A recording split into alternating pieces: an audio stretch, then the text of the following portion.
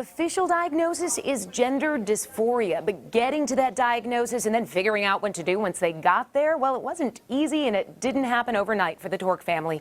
But I can tell you, after spending time with them, this is a family filled with a lot of love, and these are parents who genuinely want to do what's best for their children.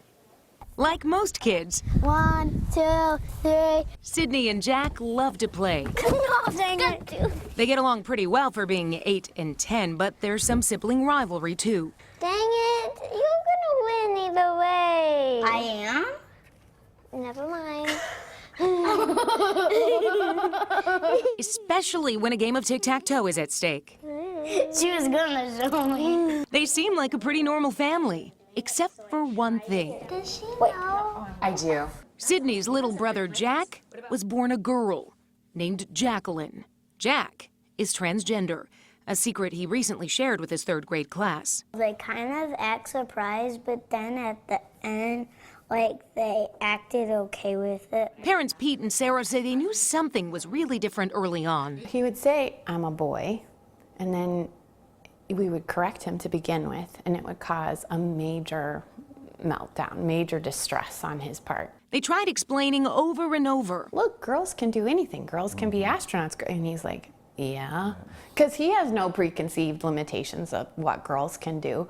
And so, but I'm a boy. By age 3, Jack refused to wear dresses and hated having long hair. He would cry at his reflection in the mirror because he looked like a girl. Doctors diagnosed Jack with gender dysphoria. The symptoms and emotional meltdowns became even worse once kindergarten began. One morning, when I had kind of reached a point where I had nothing left, I said, "Do you want me to go to school and let them know that you're Jack and not Jacqueline, that you're a boy and not a girl?"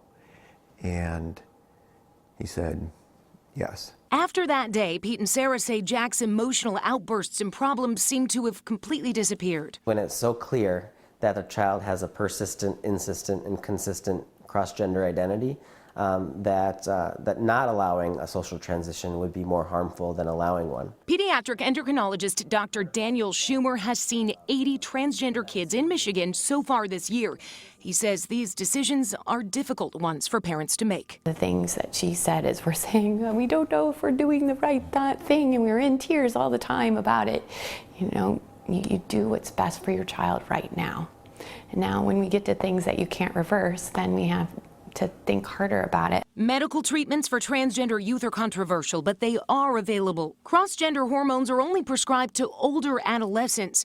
For young kids like Jack, no medical treatment is prescribed. It's just a social transition, but that doesn't mean it's socially accepted. Does it seem weird to you that it's weird to other people? Yeah, kinda. Why? Because to you it just seems weird. I don't know why, it just... Yeah. The Torque family says they've had an incredible support system, but they know not everyone does. Can you imagine a world where, you know, if we accept those that are marginalized, you know, pretty soon everybody starts maybe celebrating differences. And we really need that today. Peter Torque has actively been working with both state and federal lawmakers over the past 9 months to try to create safer environments for transgender youth, which he hopes will make communities safer for all kids.